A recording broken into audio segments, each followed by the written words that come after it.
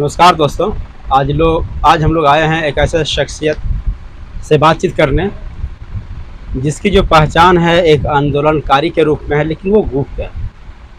आज उसी की जीवनी के बारे में जानने की कोशिश करेंगे कि आखिर वो है कौन, क्या करते थे, कैसे कैसे वो लोग आंदोलन में साथ दिए गुरु जी का। तो सबसे पहले आपका बहुत बहुत स्वागत है हमारे चैनल में। ये बताइए कि आपका पूरा नाम क्या हुआ? सर्वप्रथम मैं आपके चैनल को धन्यवाद ज्ञापित करता हूं कि आपने हमें ढूंढा और आप हमसे बात करने के लिए समय निकाले हैं।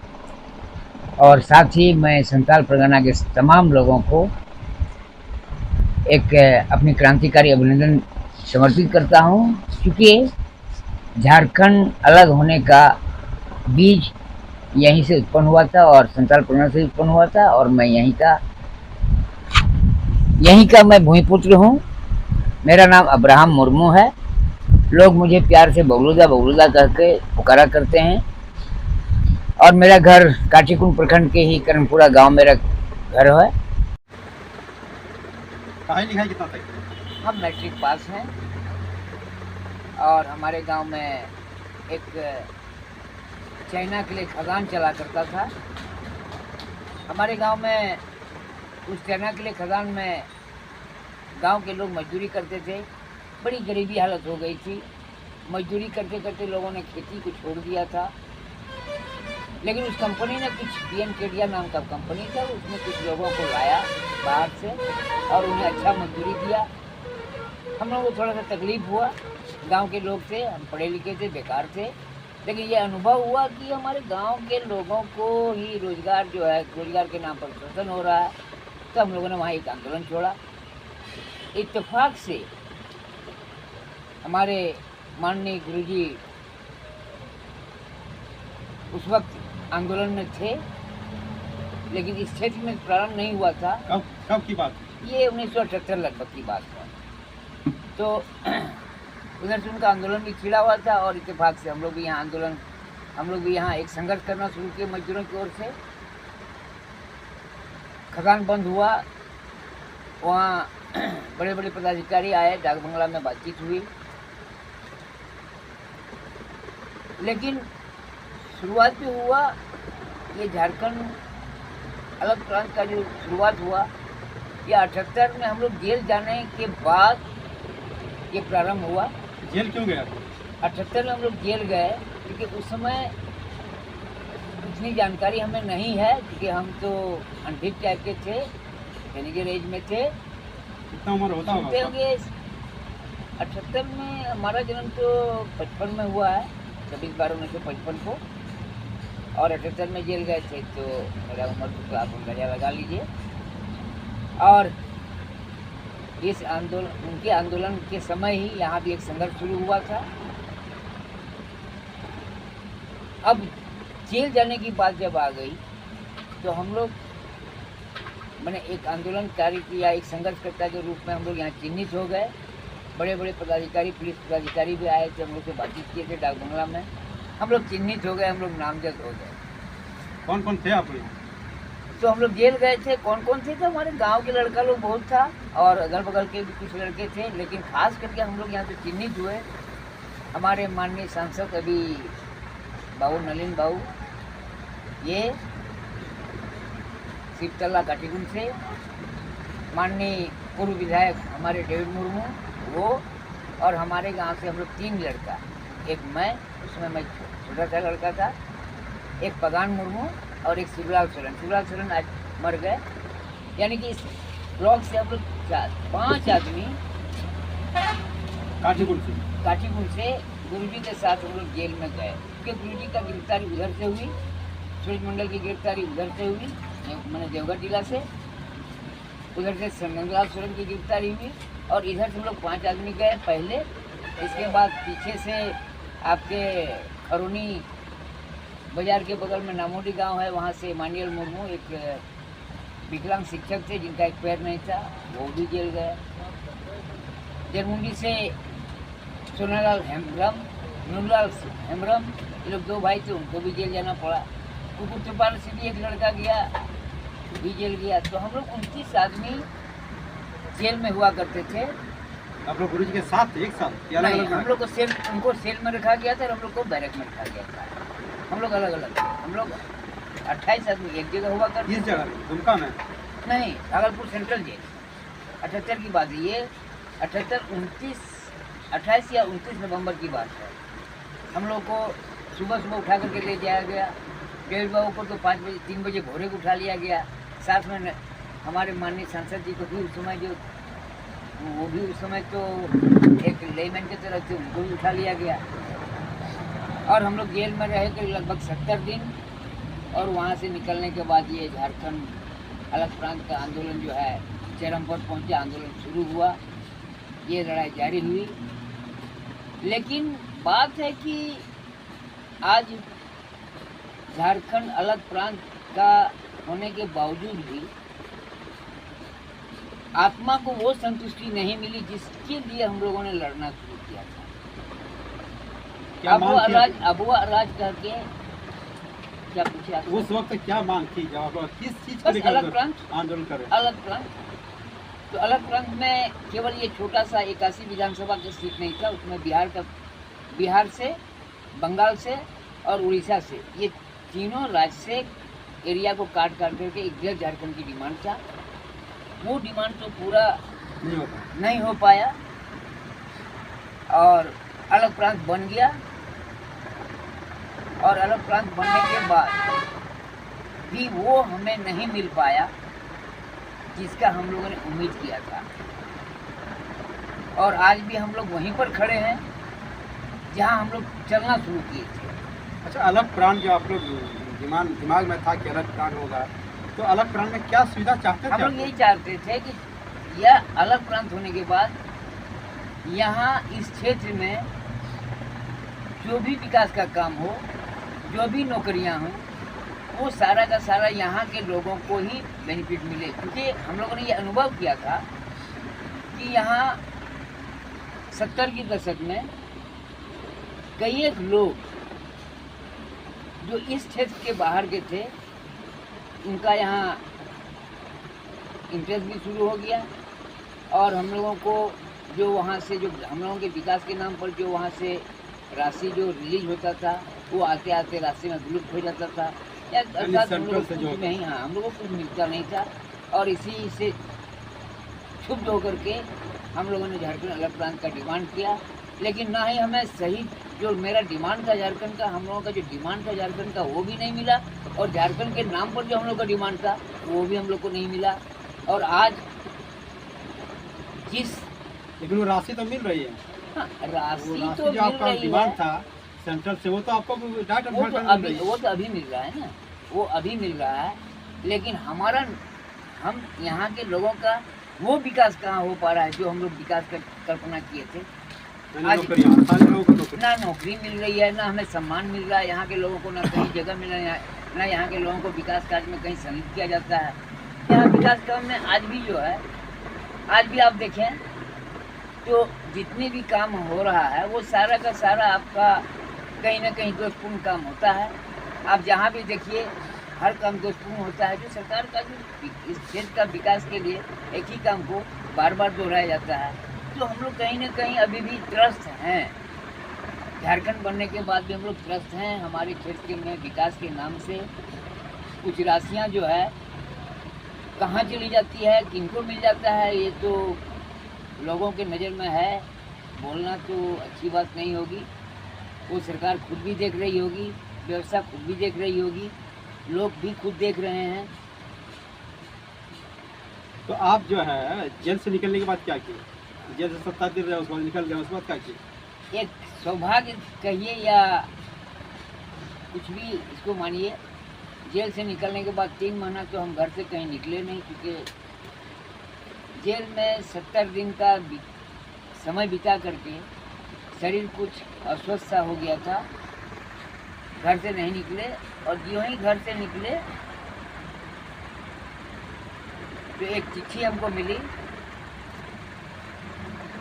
पोस्ट ऑफिस में पेंडिंग पड़ा हुआ था कई दिन से। वो चिट्ठी हमारे हाथ में आई। इसके बाद हमारा इंटरव्यू हुआ, इसके बाद हम सरकारी नौकरी में हमको जगह मिला और हम करीब 36 साल तक सरकार के यहाँ काम किए, सरकार का काम किए, विधिवत जो सरकार का नियम है, सरकार का जो रूल है उनके तहत काम किए। और इस समाज से या इस संथाल परगना कही या झारखंड की क्षेत्र से मैंने कुछ दिनों के लिए, मैं 36 साल तक हम यहाँ की व्यवस्था से विलुप्त हो गए। केवल हम बाहर में रह करके यहाँ की अव्यवस्था को देख रहे थे, लेकिन बोल नहीं पा रहे थे, क्योंकि हमारा बोलना उसमें लाजमी नहीं था। हम बंदिश में थे, बंधे हुए थे। और जब हम वहाँ से रिटायर होकर के आज रिटायर होने के बाद हमारा 9 साल पूरा हो रहा है, लेकिन एक कसक जो था दिल में वो अभी भी हम लिए। पावर तो हमारे पास नहीं है, ना हम कोई जनप्रतिनिधि भी नहीं है, कोई मेरे पास पावर नहीं है, लेकिन इतना बात तो है कि जो लोग यहाँ पीड़ित हैं किसी कारणवश अगर मेरे पास पहुँच जाते हैं तो जहाँ तक हो सकता है हम उनको सहयोग देने का प्रयास करते हैं। पैसा से नहीं, उन्हें सलाह दे करके या उनको रास्ता दे करके। अब चलना उनका काम है, बढ़ना उनका काम है, क्योंकि किसी के काम में हम केवल सलाह दे सकते हैं, सहयोग कर सकते हैं, लेकिन उनके साथ हम खड़े नहीं हो सकते हैं। बहुत आप हम जोहार करते हैं और धन्यवाद देते हैं कि आपने अपना बीती कहानी हम लोग के सामने शेयर किया। काफ़ी गर्व हो रहा है मुझे कि आप झारखंड आंदोलनकारी से जुड़े हुए रहें और गुमनाम आंदोलनकारी के रूप में अभी भी हैं, और दुनिया पर भी बता रहे हैं कि आप झारखंड आंदोलनकारी में सक्रिय सदस्य रहे हैं। मुझे आपसे 2 शब्द सवाल करना है, जानना है। आज झारखंड 24वां साल हो गया है, 24 वर्ष का झारखंड हो गया है, अलग होकर बिहार से अलग होकर। और इतने लंबे अवधि में, इतने सारे लंबे अवधि में जिस प्रकार झारखंड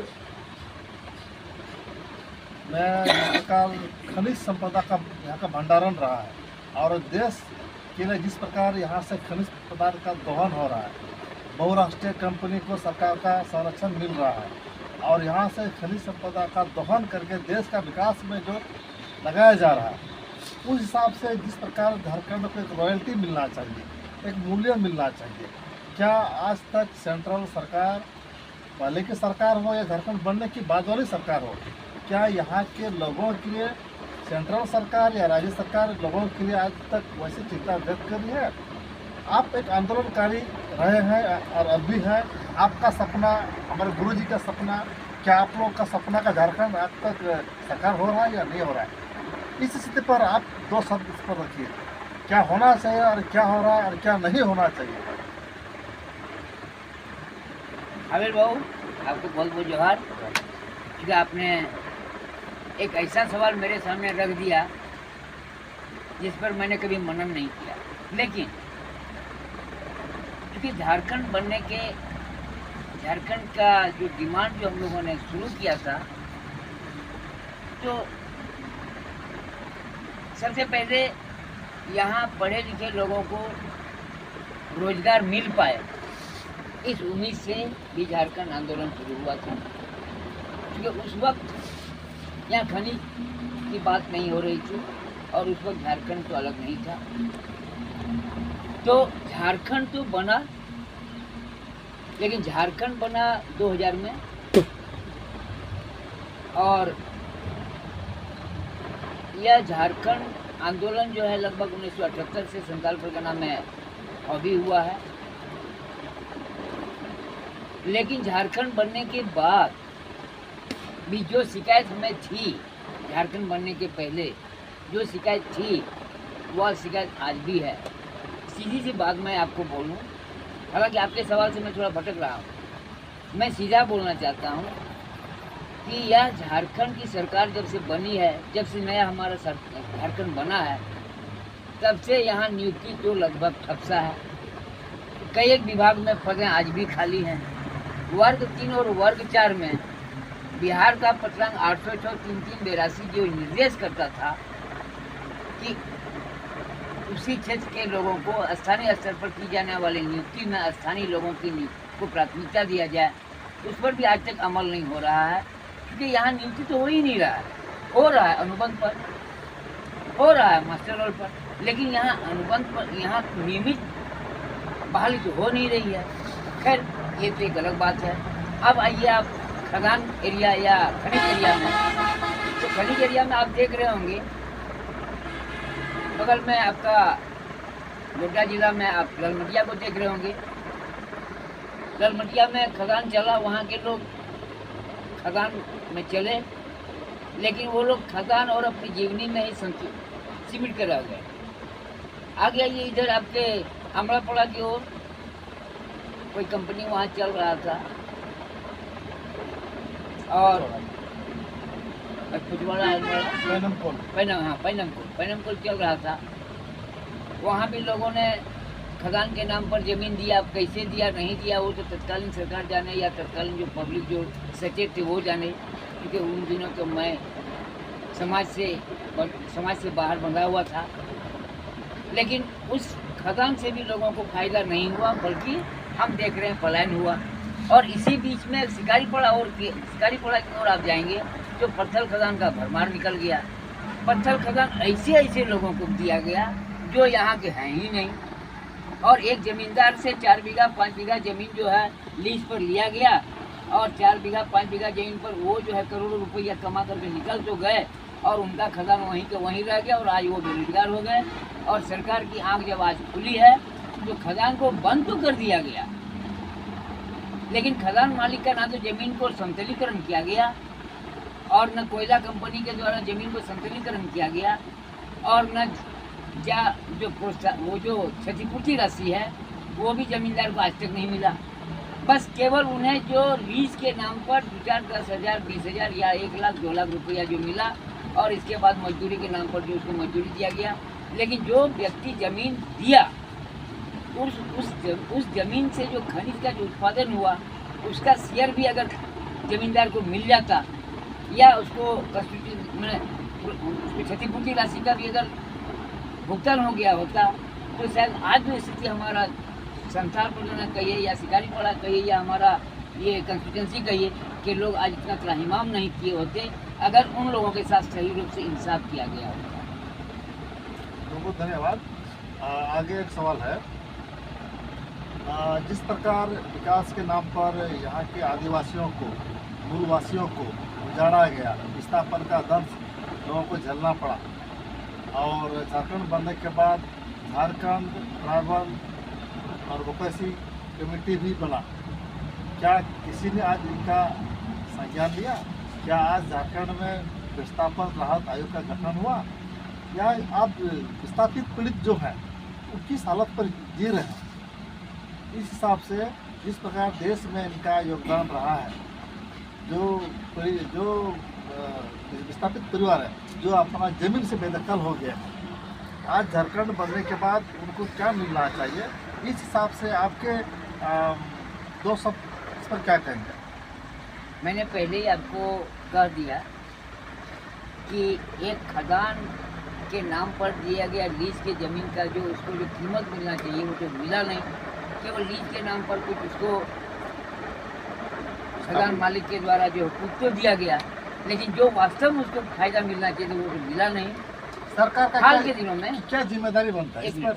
हाल के दिनों में आप देखे होंगे यहाँ मोटरसाइकिल के बड़ी लोन पर बिकना शुरू हुआ, और बहुत लोग लोन पर मोटरसाइकिल भी लिए। अभी आप चले जाइए खरौनी बाजार चले जाइए, शिकारीपड़ा चले जाइए, कई जगह आप देखेंगे कि मोटरसाइकिल का नया पुराना मोटरसाइकिल का सेल जो है दुकान में लगा हुआ। आखिर सोचना हमको ये है कि आखिर ये इतना मोटरसाइकिल कहाँ से आया, आज क्यों खड़ा हो गया? कल का दुमका भीड़ बाजार दुमका हुआ करता था, आज दुमका में जाने वाले लोगों की कमी हो गई, इसलिए कि क्षेत्र में वही आपको बता रहा है कि क्षेत्र में पैसा है ही नहीं। जब क्षेत्र में पैसा नहीं है तो लोग कहाँ मार्केटिंग करने के लिए जाएंगे? आज हमारा जो हमारा विलुप्तीकरण हो रहा है संपत्ति का, हमारे ज़मीन का, उससे हमारा मार्केट भी विलुप्त होता जा रहा है। जो आज हम दुमका में पले बढ़े और वहीं हम बढ़े वहीं पले, लेकिन आज वही दुमका आज भाई कर रहा है, इसलिए कि वहाँ कोई खरीदने वाला कोई है ही नहीं, क्योंकि किसी के पास पैसा है ही नहीं। तो इसी से आप समझ सकते हैं कि हमारी सरकार के द्वारा इन लोगों के साथ क्या सद्भावना रखी गई होगी। एक अंतिम सवाल, अभी फिलहाल पूरे झारखंड राज्य में और पूरे देश में बाहरी घुसपैठ को लेकर के पूरा वायरल है मुद्दा। इस पर आप क्या कहना चाहेंगे जब देश में विकास के नाम पर विनाश हो रहा हो और आदिवासियों का जनसंख्या घटने की बात की जा रही है? बड़ी अच्छी बात है, बड़ी कड़वी बात आपने कहा और इसका जवाब मेरी ओर से बहुत कड़वा लगेगा, क्योंकि लोग अभी कुछ बोल रहे हैं और हम कुछ और ही बोलना चाहते हैं। लोग तो कह रहे हैं कि बाहरी देश अर्थात बांग्लादेश से घुसे हुए लोग लव जिहाद तो लैंड जिहाद कई प्रकार का जिहाद करके यहाँ आदिवासियों को संख्या में घटा रहे हैं, लेकिन कोई ये नहीं कह रहे हैं कि 70 के दशक से झारखंड क्षेत्र से बाहर के लोग जो यहाँ आना शुरू किए, जिनका आना आज तक बंद नहीं हुआ, तो जब यहाँ वो अधिकाधिक जनसंख्या में जब आने लगे तो उनके संख्या के सामने में हमारा आदिवासी का संख्या जो खड़ा है, हमारा आदिवासी का संख्या तो 10 का 10 खड़ा है, लेकिन उनकी संख्या तो बढ़ रही है। तो हम लोग मैप में देख रहे हैं कि आदिवासी की जनसंख्या घट रही है। आदिवासी की जनसंख्या जहाँ खड़ी थी आज भी वहीं खड़ी है, लेकिन बाहर से आए हुए लोग यहाँ जो जनसंख्या बना रहे हैं उससे हम बौना नजर आ रहे हैं, जबकि वास्तविकता ये हम बौना नहीं है, लेकिन एक आर्टिफिशियल जनसंख्या बना करके हमें यहाँ बौना साबित किया जा रहा है। उसका मतलब बाहरी आने की प्रवृत्ति बाढ़ सी हो गई है। हाँ, बाढ़ सी हो गई है। और उसमें केवल आप जाकर बांग्लादेश को दोष क्यों दे रहे हैं? यहाँ और भी तो लोग हैं जो यहाँ आ गए हैं, और चूँकि संताल तो या आदिवासी तो जो एक है वो एक ही है, लेकिन जो बाहर से लोग आए वो अपने साथ और दो को लेते आए। जब दो को लाए तो यहाँ उनकी संख्या और बढ़ गई। तो और आदिवासी यहाँ के जो आदिवासी या मूलवासी वो तो अकेले के अकेले बैठे हुए हैं, और ख़ास करके आदिवासी तो अकेले आदिवासी खड़ा है और वहाँ कई जो बाहरीवासी आकर के सब खड़ा हो गए, तो स्वाभाविक है कि यहाँ आपकी जनसंख्या घटती हुई नजर आएगी। एक सुखी संपन्न झारखंड का सपना देखने वाले आंदोलनकारी आप रहे हैं, ऐसी स्थिति पर झारखंड सरकार का क्या संदेश देना चाहते हैं? झारखंड सरकार को हम क्या संदेश देना चाहेंगे? हम तो समझ रहे हैं या जान रहे हैं कि वर्तमान सरकार जो है झारखंड के सरकार को सफलीभूत नहीं करा पाएगा, क्योंकि यहाँ दो तरह की सरकार आ चुकी है और दोनों तरह की सरकार जो है झारखंड की स्थिति को वहीं रखे हैं।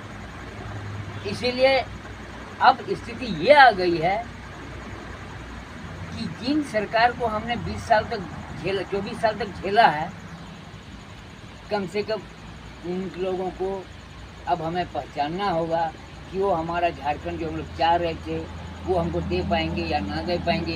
इतिहास को उठा लीजिए, देख लीजिए। आज की स्थिति ये बनती है, लोग बड़ी लड़ाई लड़ें। किसी ने कहा कि अगर हमारी सरकार आएगी तो 32 लागू करेंगे, तो लोगों ने जो एक उम्मीद लगा करके फिर सरकार बनाया, लेकिन यहाँ ना 32 आया और ना यहाँ कुछ आया, जैसे थे वैसे रहे। और आज स्थिति को बदलने के लिए आज लोगों ने फिर दूसरी तरह से एक करवट लेना शुरू किया है। मैं ये उम्मीद करता हूँ या अंदाज़ा लगाता हूँ कि हमें अब शायद हमारे जिंदा रहते तक झारखंड के लोगों को इस परिस्थिति में फ़ायदा मिल पाएगा। हमें आज भी हो सकता है कि हमारे मरने के बाद यहाँ कुछ लोग सफल हो जाएं, झारखंड को सुधारने में अपना ज़िंदगी को लगा दें, लेकिन अब तो मेरा तो बहुत कम समय का उम्र रहा, और इस समय में अगर झारखंड का विकास हो जाए तो मैं समझूंगा कि हाँ, मेरा जन्म झारखंड में हुआ और झारखंड की कल्पना, अगर हमारा कल्पना अगर साकार हो गया तो मैं अपने आप को अभाग्य मानूंगा। ईश्वर को मैं धन्यवाद दूंगा कि आपने झारखंड के लोगों का हित तो किया। जिस मकसद को लेकर आप आंदोलन किए थे वो साकार हो गया। अगर हो जाता तो आप ऐसा मानेंगे। चलिए, बहुत धन्यवाद।